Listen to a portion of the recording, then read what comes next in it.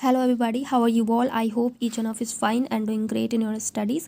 सो इस वीडियो में मैं आपसे बात करने वाली हूँ एसबीआई मेंस के बारे में, क्योंकि यही एक एग्ज़ाम है हमारा जो कि इस मंथ पढ़ने वाला है, जो कि 30 जनवरी को है।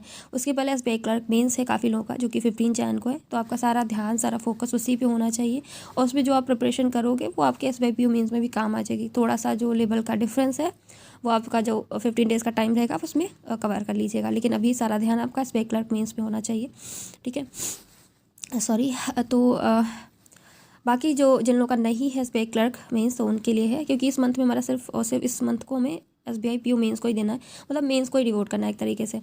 तो मैं जो करने वाली हूँ मेंस का मॉक, अगर आपके पास कोई और भी प्रैक्टिस मटेरियल है मेंस का तो आप उससे भी कर सकते हो।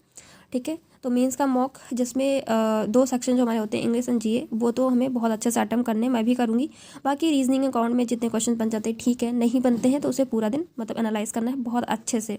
ठीक है, जितना हो पाता है हमसे, और सोच से जो मैंने लिखे हैं मैं इन्हीं 3 से करने वाली हूँ। ठीक है, उसके बाद अगर बात करें करंट अफेयर की, तो करंट अफेयर में बैक से चलूँगी मैं, जैसे दिसंबर, क्योंकि उधर जो हमारे मेंस थे उसमें मैंने किया है तो मुझे रिवीजन ही करना है। ठीक है, तो दिसंबर से जैसे first week, second week, third week, वही चीज़ मैंने लिखी है, आई होप आपको दिख रही होगी। ठीक है, इस तरह से वीक वाइज चलेंगे। जैसे फर्स्ट वीक लाइक मैं अभिजीत सर को फॉलो करती हूँ, तो उनके जो डे वाइज रहती हैं पीडीएफ्स, ठीक है, तो डे 1, डे 2, डे 3, इस तरह से मैं उनको रिवाइज़ करूँगी। देन उनकी जो एमसीक्यूज़ की क्लासेस रहती हैं अनअकैडमी स्पेशल क्लासेस में 10 बजे जो एमसीक्यूज़ फॉर्म में होती है, तो उससे क्विज़ेस की तरह भी होती है, उसमें क्वेश्चंस वाइज रहते हैं, तो वो सीए क्विज में हो जाएंगी। अदरवाइज़ और भी बहुत सारे प्लेटफॉर्म है, जैसे कि टेक्स्ट बुक हो गया, प्रैक्टिस मॉक है, तो वहाँ से भी हम क्विज़ेस कर सकते हैं करंट अफेयर की। ठीक है, तो ये हो गया करंट अफेयर का। बाकी आप किसी भी एजुकेटर को फॉलो कर रहे हो करंट अफेयर के लिए, तो बस उन पर फेथ रखिए, और जैसा जैसा वो कहते हैं, ठीक है, जहाँ पे क्लासेस हो रही हैं उनकी जो भी पीडीएफ है उनको अच्छे से कीजिए। ठीक है, ये तो मैं जहाँ से कर रही थी मैंने वो चीज़ बता दिया आपको। उसके अलावा जो है मेंस के मॉक के अलावा इंग्लिश का सेक्शनल, वो जो कि डेली होना चाहिए, क्योंकि मैं पता है एसबीआई के एग्ज़ाम में हमें इंग्लिश हमारा सबसे ज़्यादा वेटेज है और सबसे इम्पॉर्टेंट भी है, क्योंकि इसमें 50 मार्क्स का डिस्क्रिप्टिव है और इसके अलावा हमारा इंग्लिश का सेक्शनल भी है। तो दोनों पे हमें बहुत अच्छे से ध्यान देना है, अच्छे से करना है इसे। ठीक है, जिसमें डिस्क्रिप्टिव पार्ट में 1 लेटर और 1 ऐसे रहेगा, जैसे मैं डेली रीड करने वाली हूँ, 1 ऐसे और 1 लेटर। ठीक है, और शाम को उसकी प्रैक्टिस भी करनी है अच्छे से, बिकॉज आईपीएस पीयू मेंस में क्या होता है मेरे साथ, लेटर तो मैंने कंप्लीट कर लिया था, बट ऐसे में थोड़ा सा रह गया था मुझसे, तो ये लैक ऑफ शायद प्रैक्टिस रही हो, या वहाँ पे काफ़ी लोग टाइप कर रहे होते हैं तो हमारी स्पीड थोड़ा हैम्पर हो जाती है, क्योंकि वहाँ पे आपको कंटेंट भी सोचना होता है, फिर लिखना होता है, सारी चीज़ें रहती हैं, तो प्रैक्टिस होनी चाहिए।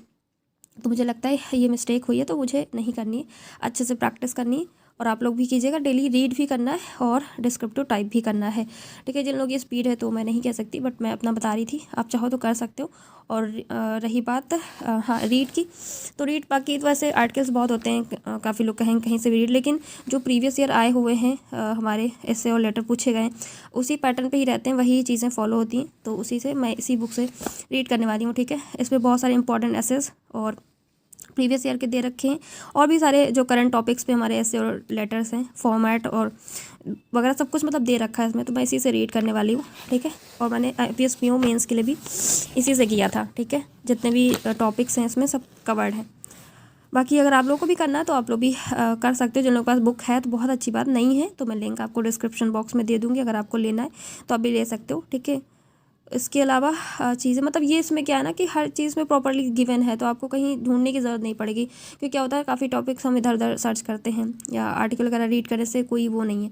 ठीक है, लेटर और ऐसे जो प्रॉपर्ली हमारे एग्जाम में पूछे जाते हैं उन्हीं को पढ़ने से बेनिफिट मिलने वाला है, तो ये सब चीज़ें हैं। बाकी आपको मेंस की ही प्रैक्टिस करनी है इस मंथ, और कुछ नहीं करना है, क्योंकि अभी इधर हमारा कोई प्रीलिम्स नहीं है, देखा जाए जब आएंगे नोटिफिकेशंस तब देखा जाएगा, इधर 2-3 महीने जो भी हैं एग्ज़ाम्स। ठीक है, तो अच्छे से आप भी प्रिपरेशन करो, जो चीज़ें हो गई। ठीक है, भूल जाइए, करना है तो करना है, बस कैसे भी करना है। ठीक है, जैसा मैंने चीज़ें बताई हैं, बाकी आपको कोई चीज़ लगती है अपनी तरफ से आप इंक्लूड कर सकते हो।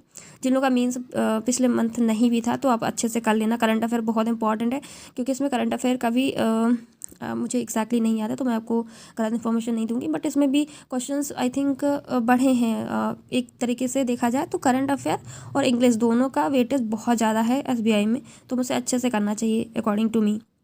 ठीक है, तो डिस्क्रिप्टिव हो गया और करंट अफेयर हो गया और इंग्लिश का सेक्शनल, ये हमें इन तीनों चीज़ों पे हमें बहुत अच्छे से ध्यान देना है। ओके, सो बस इतना ही था। Thank you everybody.